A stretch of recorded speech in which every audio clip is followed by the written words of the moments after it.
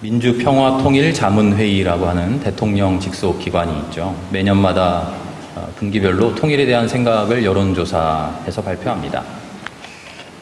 이 통계를 살펴보면 통일에 대한 우리의 생각이 조금씩 변화해가는 것을 보게 됩니다. 통일이 반드시 필요합니까? 2010년에 84%가 통일이 반드시 필요하다라고 대답했는데요. 2020년이 되니까 69%로 낮아졌습니다. 통일은 가능합니까? 라고 물어봤더니 불가능합니다. 9%였다가 2020년이 되니까 24%가 불가능하다라고 대답합니다. 성인을 대상으로 한 건데요. 통일연구원에서는 2018년 통일의식조사를 했습니다. 남북이 한민족인데 한민족이라고 해서 굳이 한 나라를 이루어야 합니까? 2018년입니다. 60대 이상은 당연히 한 나라를 이루어야 됩니다. 41.5%. 굳이 하나일 필요 없다는 29%. 20대는 어떨까요? 반드시 한 나라여야 됩니다. 그러니까 23%. 굳이 하나일 필요 없다. 49%. 통일에 대한 인식의 변화가 우리나라 모든 사람의 전체적인 인식 변화이기도 하겠지만 어떻게 보면 세대가 변해가면서 자라나는 청소년들, 청년들의 마음이 통일과 조금 멀어져가는 모습을 보여주고 있는 것이죠. 성인들 조사였는데요. 2008년에 한국청소년정책연구원이 2008년, 2018년 똑같은 조사를 또 했습니다. 통일을 반드시 해야 됩니까? 2008년에 청소년들이 31%가 반드시 통일해야 된다라고 대답했는데 10년 뒤 2018년에는 19%에 그칩니다. 왜 이런 인식의 변화가 생겨날까요? 그 이유를 우리가 정확하게 이것이다, 100% 이 이유야 라고 정확하게 찝어낼 수는 없겠지만 한 가지 일리 있는 추측을 우리는 해볼 수는 있습니다. 현대 오늘날 2020년 21세기 한국 살아가고 있는 청년들, 청소년들을 관통하고 있는 감정, 특별히 기성세대를 향한 감정, 그 정서는 억울함이라고 합니다. 억울함. 전례 없는 경제 정체 속에서 88만 원 세대, 3포 세대, N포 세대, 열정페이, 흑수저, 금수저 이런 말들이 횡행합니다. 청년들은 스스로 미래 없는 삶을 살아간다고 말합니다. 그냥 하루하루를 별일 없이 잠들면 다행이라고 생각합니다. 상스러운 말로 존버라고 한답니다. 미래도 없고 희망도 없고 그냥 버티는 게 최선이라고 말합니다. 그래서 억울합니다. 내가 잘못해서 이 지경에 빠진 것이라면 괜찮겠는데, 내가 어떻게든 감내해내고 내가 어떻게든 이겨보려고 노력하겠는데 내가 실패한 거 아닌데, 내가 이런 상황 조장한 거 아닌데, 어른들이 이렇게 만들어 놓고 우리 보고 어떡하라고. 강요된 상황에 어쩔 수 없이 던져져 버린 심정, 그 억울함, 그것이 청년들의 정서를 대변하고 있죠. 그러니 노력에 대한 동기부여가 힘듭니다. 이런 거죠. 환경 파괴에 자기들이 다 해놓고 왜 우리 보고는 환경 보호하래, 석탄, 석유, 일회용품 마음대로 펑펑 써놓고 우리 보고는 신환경 에너지가 어떻고 분리수거가 어떻고 일회용품 사용이 어떻고, 왜 어렵고 힘들고 귀찮은 일은 다 우리의 몫이 되었어. 공부해라 하는 부모님한테 아니 뭐 한 IQ 150 정도로 낳아주시던가 IQ 50짜리 바보 천치로 낳아놓고 왜 공부하랍니까? 하고 따지는 자녀들의 심정 비슷한 거죠. 통일도 그렇습니다. 왜 자기들끼리 싸워놓고 자기들이 갈라놓고 하나 될 기회를, 무수한 그 기회들을 다 놓쳐버리고 서로 못 죽여서 안달하면서 그렇게 총칼 겨누면서 왜 우리 보고는 통일하라고, 통일이 나라의 국시라고 그렇게 넘겨주니까, 거기다가 북한 경제가 어느 수준인지 아니까 더 거부감이 커지죠. 경제 파탄난 동네하고 합병하면 지금 그나마 이만큼 살던 거 다 같이 폭삭 망하는 거 아닙니까? 통일 모르겠다. 아, 싫다. 평화통일주일이 되면 8월 15일이 가까워지면 우리 교회들은 의뢰이 화해에 대해서 이야기합니다. 팔복 이야기를 하고요. 산상설교 이야기하고요. 오른뺨을 때리면 왼뺨 내밀어라. 거뒀달라고 하면 속옷까지 줘라. 원수를 내 몸같이 사랑해라 하는 그런 설교들 합니다. 그런 이야기들은요, 사실 우리의 삶에 엄청난 도전입니다. 그런데 우리는 너무나도 쉽게, 너무나도 당연하게 무게감 없이 그 이야기들을 받아 넘깁니다. 우리가 조금만 노력하면 될 것처럼, 지금 못한 것은 관심이 조금 없었었고 우리가 조금 더 결심하고 조금만 노력하면 될 것처럼, 이제라도 회개하고 이제라도 각성하고 이제라도 결단하면 곧 될 것처럼 우리는 감상에 젖어서 그 말들을 들어 넘기죠. 내가 손 내밀 수 있을 것만 같습니다. 내가 화해할 수 있을 것만 같습니다. 조금만 노력하면 될 것 같죠. 실제인가요? 팩트인가요? 아닙니다. 우리의 감상에 젖은 상상일 뿐이죠. 사실은 그렇게 하지도 못합니다. 그럴 능력도 없고 그럴 깜냥도 되지도 않습니다. 그냥 마음만 붕 떠서 감상적으로 통일은 올 거야, 우린 하나 되어야지 하고는 앉아만 있는 것이 실은 우리의 현실입니다. 자기의 현실을 제대로 파악하지 못합니다. 내 모습이 어떤지 제대로 알지 못합니다. 내 능력이, 내 위치가, 내 수준이 어딘지도 모릅니다. 그러면서 말로만 뜬구름 잡고 있는 거죠. 그럴듯한 말, 멋진 말, 화해, 하나됨, 끌어안음. 오히려 이 시대를 살아가는 청년들의 고백이 솔직한 자기 성찰입니다. 통일? 어렵다, 힘들다, 솔직히 싫다, 손해날 것 같다, 왜 나한테 통일하라고 하나? 내가 한 것도 아닌데 왜 나에게 그런 일 시킵니까? 나는 못할 것 같아요. 하기 싫어요. 할 수 없어요. 난 억울합니다. 이게 우리 청년들의 고백인데요. 우리 기성세대들은 이런 고백은 없이 왜 통일은 올 거야? 왜 통일은 될 거야? 실제적인 나의 현실, 우리의 현실, 나의 능력에 대한 반성과 성찰 없이 할 수 있어? 거기에 매달려 있냐는 거죠.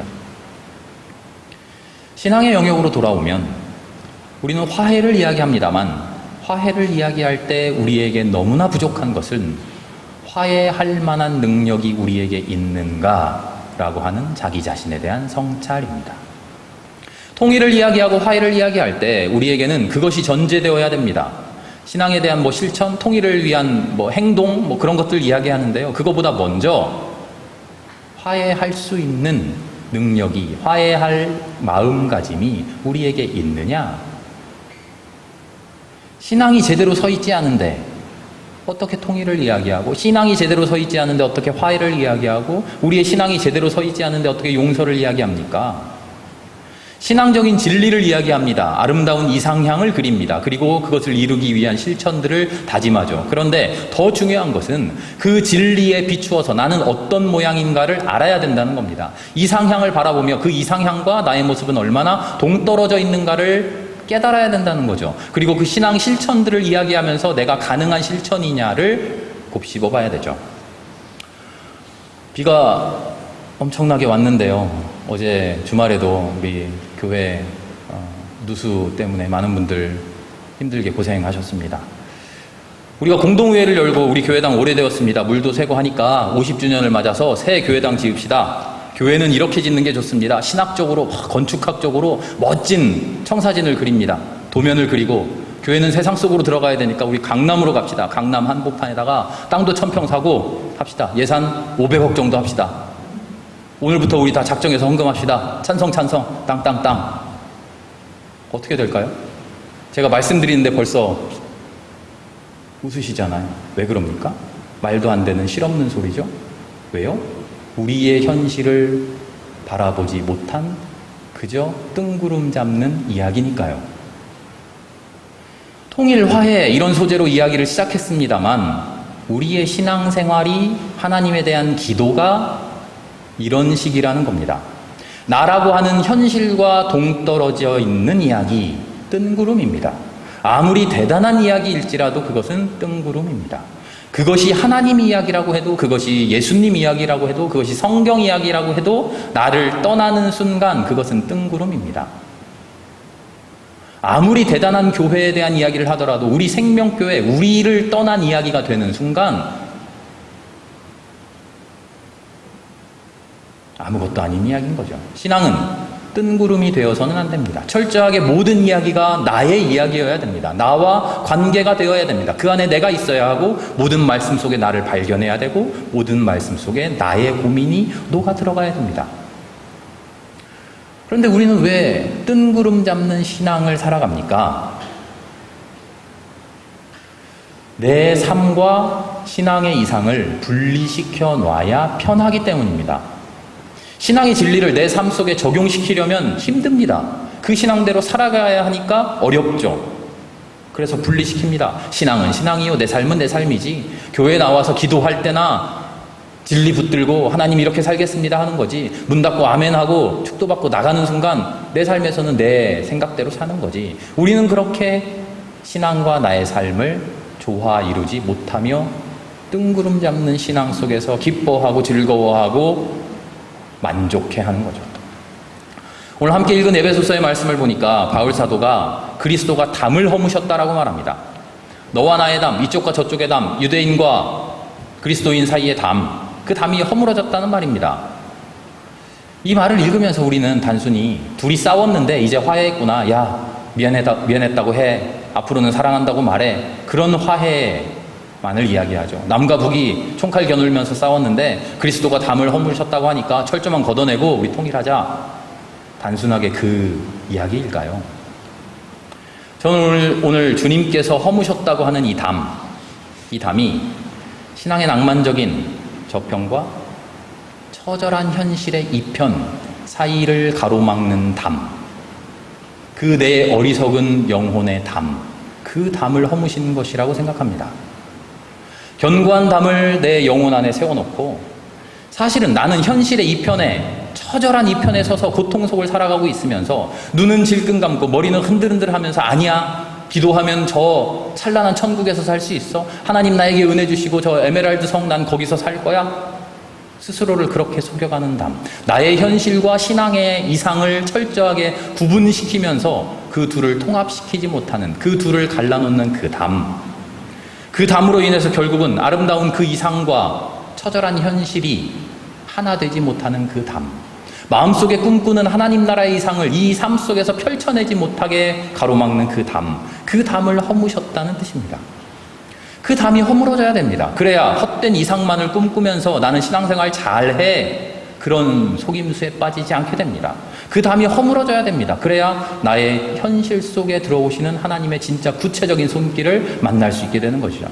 하나님을 경험하고 성령을 경험하고 성령 체험한다는 것은요, 방언을 하고 갑자기 무슨 이상을 보게 되고 그런 초월적인 초자연적인 현상을 경험하는 게 아니라 내 삶 속에 구체적인 내 삶의 한순간 순간 속에 하나님의 이상이 얽혀 들어오는 그 경험을 하는 것이죠. 창세기를 보니까 아브라함이 하나님께 간구하죠. 뭐라고 간구합니까? 저 사람들 살려주십시오. 한 번, 두 번, 세 번, 네 번, 다섯 번 계속 간구하죠. 거듭 간구하죠. 어떻게 보면 하나님을 추궁하듯이 간구하죠. 왜 그럽니까? 소돔과 고모라 지극히 사랑해서 그럽니까? 자비로워서, 특별히 믿음이 좋은 사람이라서? 오늘 이야기의 초점은 33절에 나와 있습니다. 그렇게 간구하고 나서, 간절히 간구하고 나서 주님은 주님의 길을 가시고 아브라함은 자기 길로, 자기 집으로 돌아옵니다. 현실과 동떨어진 아브라함이 현실은 상관없이 하나님 나 이렇게 살고 싶습니다, 이런 복된 새 예루살렘 뭐 이런 데서 살겠습니다, 하늘나라를 꿈꾸는 그런 간구를 하는 게 아니라 이 땅에 발을 딛고서 기도를 마치고 주님을 만나고 나서 다시 내 삶으로 돌아가야만 한다는, 나는 내 삶 속에서 살아가야 한다는 그 성찰 가지고 철저한 현실 속에서 이상을 하나님과 이야기하고 있다는 겁니다. 요한복음을 보니까 날 때부터 눈먼 사람 등장합니다. 그 이야기 속에서 단순하게 내 눈도 떠졌으면 좋겠다, 내 눈도 띄워주시겠지, 나도 주님 만나서 내가 기도하고 소원하는 바 다 이루어졌으면 좋겠다, 그러려면 기도해야지, 옳습니다만 1단계 거치지 않고 2단계, 3단계 갑자기 뛰어오르려고 욕심 부리면 안 됩니다. 1단계부터 철저히 해야 됩니다. 그게 뭘까요? 우리는 덜컥 눈 뜨면 안 됩니다. 내 죄가 뭔지, 부모의 죄가 뭔지, 하나님께서 하시려고 하는 일이 뭔지 아무런 고민도 하지 않고 그저 예수 믿고 기도하면 눈 뜹니다 하고서는 아멘 엎어져서 주님 주님 하라는 거 아닙니다. 나는 왜 눈 멀어 있는가?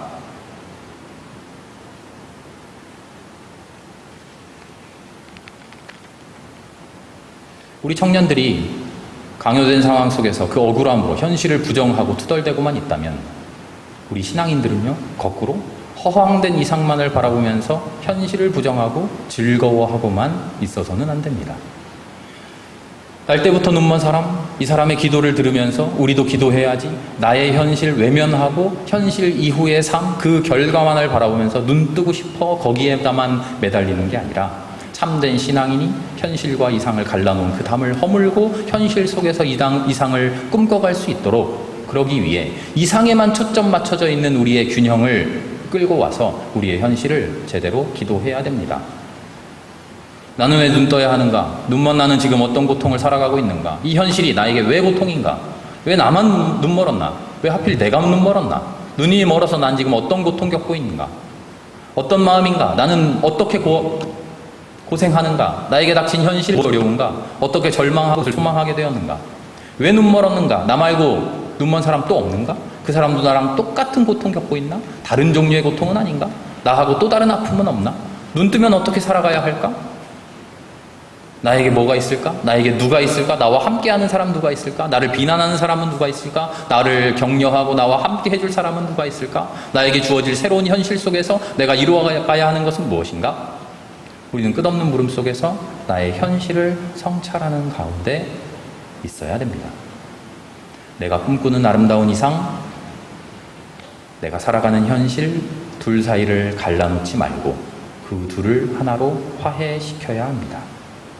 하나님이 주실 은혜에 대한 소망 철저하게 품어야 되지만 그 소망과 함께 이 현실을 돌아보는 아픔이 공존해야 합니다. 그렇게 화해하면 내 삶 속에는 뭐가 일어납니까? 다시 이 단계에서 우리는 현실을 벗어나면 안 됩니다. 주님이 나를 구원하시면 다른 사람들 뭐라 해도 나는 아무렇지도 않은 단단한 마음, 그런 마음이 생겨서 그저 즐겁게만, 그저 기쁘게만, 그저 아름답게만, 그저 복되게만 이 현실에서 발 띄고 붕 떠서 그렇게 살아갈 것인가? 전혀 그렇지 않습니다. 내 마음속의 내적 고통이, 주님을 만나기 전에 영적 아픔이, 복음을 듣기 전에, 구원받기 전에 처절했던 그 고민들이 여전히 우리와 함께 있습니다. 나는 왜 이 모양인가? 나는 왜 이런 삶을 살아가는가? 나는 왜 이런 취급을 받아가는가? 나는 능력이 없어서 그런가? 내가 못나서인가? 하나님이 나를 사랑하지 않아서인가? 하나님 나를 구원해줬다고 하는데 왜 구원받았는데 이 모양인가? 하나님 진짜 계신 건 맞는가? 내가 헛된 신을 붙든 건 아닌가? 온갖 생각이 나를 지배하게 됩니다. 그러나 그 고통 속에서도 그 고통, 하나님이 주신 소망으로 살아내는 것, 그 고통 속에 하나님과 하나하는 것, 그 고통 속에 하나님 느끼는 것, 그 고통 속으로 하나님을 이끌고 와서 하나님 여기에 함께 계십시오, 그렇게 간청하는 것, 그것이 우리가 담을 허물고 하나님과 하나 되는 방법입니다. 사도 바울 이야기하죠. 우리를 하나님과 화해시키셨습니다. 그 화해의 방법은 우리가 이 땅을 벗어나서, 이 땅을 떠나서 저 아름다운 극락 세계로 가서 저 세상 가서 하나님과 하나 되는 그런 방식이 전혀 아닙니다. 부활하신 예수님 뭐라고 말씀하십니까? 너의 삶으로 돌아가라. 갈릴리로 가라. 내가 거기로 가겠다. 그리스도의 성육신이 왜 위대합니까? 하나님 저 높은 곳에서 우리를 바라보시면서 이 복락으로 너희들 죽고 나서 다 와라 기다리시는 게 아니라 고통받는 곳, 아픔 받는 곳으로 하나님이 내려오셔서 그 아픔 속에 함께 해주시니까 성육신이 위대한 것이죠. 우리의 신앙의 목표, 우리의 신앙의 소망, 우리가 아름답게 꿈꾸어야 하는 이상, 그것 역시 하나님의 방식과 똑같아야 합니다. 하나님이 이 땅에 오실 수 있도록 내가 나의 고통을 포기하지 않고, 내가 나의 고통을 버려버리지 않고 그 고통 속에, 그 아픔 속에 철저히 존재해야 되죠. 그래서 우리는 기꺼이 억울한 사람들이 되어야 합니다. 억울함으로 세상에 반항하는 그런 사람들이 아니라, 억울함으로 이 현실을 벗어나고 싶다고 투쟁하는 그런 사람들이 아니라, 억울함을 기꺼이 인정하고 그 억울함을 참아내는, 그 억울함을 기쁨으로 살아내는 그런 사람들이 되어야 합니다. 그 억울함으로 인해 하나님을 감사하는 사람들이 되어야 됩니다. 이 억울한 현실이, 이 현실의 억울함 자체가 바로 하나님의 은혜라는 것을, 그 억울함을 끌어안고 그 아픔 속에서 하나님과 하나 되겠다고 기도하는 것이 하나님이 우리에게 주신 가장 큰 은혜라는 것을 우리는 깨달아야 됩니다. 내 아픈 현실 속에 임하는 주님, 내 아픈 현실 속에 들어와 계신 주님, 그런 주님이야말로 참으로 나를 구원해 주시는 나의 주님이 되어 주십니다. 이 억울함이 없다면, 이 억울함을 통한 자기 성찰이 없다면, 내 성찰을 통해 하나님을 내 삶으로, 내 삶 속에서 만나지 못한다면 우리는 하나님과 상관없는 종교인들이 되어버릴 뿐입니다. 내 삶을 놓고 기도합시다. 내 삶 속에 들어와 있는 하나님을 찾아봅시다. 우리는 날 때부터 눈먼 자들입니다. 이 고통 누구의 잘못으로 인해 주어진 것 아니고, 이 고통 누구의 죄로 인해 주어진 것 아니고, 우리가 실패한 것 아니고, 우리가 무능력한 것 아니고, 하나님 우리를 버리신 것 아니고, 우리는 원래부터 이 아픔 속에 주님을 만나는 그 행복, 그 길로 허락된 사람들입니다. 이 길을 벗어나면 우리는 그리스도인이 될 수 없습니다. 나의 현실과 하나님 나라 사이의 담이 허물어질 때, 이 아픈 현실 속에 우리의 기도를 통해 하나님이 마침내 들어오실 때, 그때 우리가 눈을 번쩍 뜨고 은혜의 나날들을 누려갈 수 있기를 기도합니다.